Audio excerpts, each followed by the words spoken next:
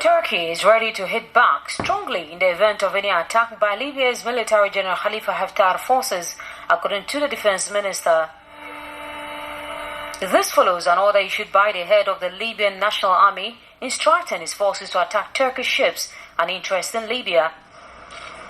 After suffering a serious setback on Thursday during a Tripoli offensive, Turkey has responded swiftly in barely 48 hours of Haftar's threats, stating that there will be a very heavy price for hostile attitudes or attacks of any form.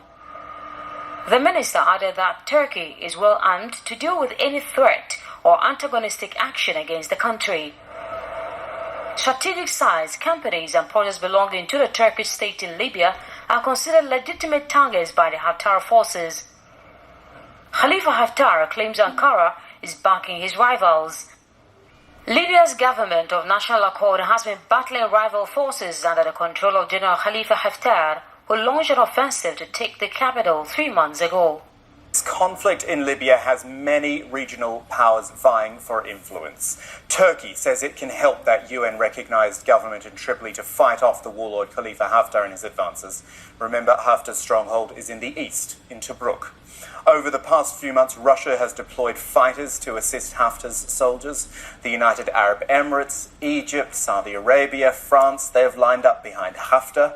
The US publicly supports the government of national accord in Tripoli, but President Donald Trump has praised Haftar in the past.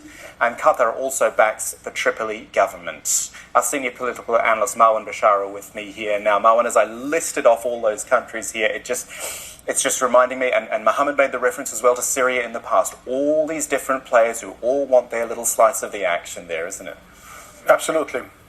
The problem with it is most of them are on the wrong side, meaning they claim publicly that they are for the internationally recognized government in Tripoli, while secretly, covertly, they are supporting the warlord that is attacking the internationally recognized government in Tripoli.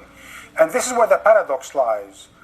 We have an internationally recognized, publicly declared support for a government, yes, covertly, even countries like France, that until today it says we recognize the internationally recognized government in Tripoli, and yet they seems to be in all ways and means supportive of the drive against Tripoli.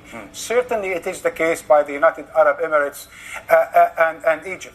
Now the question is the United States, because you mentioned the United States.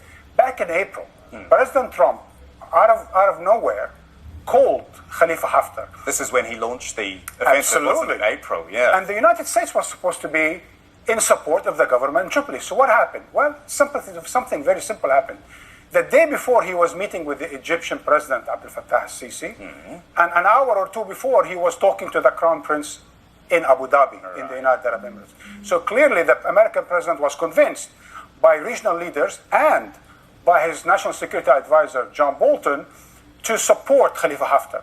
But since then, things have changed. The United States today is taking a bit more of a hands-off, if you will, approach, not exactly the support of Haftar. And so now that we have this vote in Turkey where the troops will be going, and how much of a game changer is that? Because Turkey doesn't go into military action lightly, and it is a strong military force. How much does it change the game in Libya? Absolutely. This is neither suicidal move on the part of Turkey, nor is it altruistic totally by Turkey.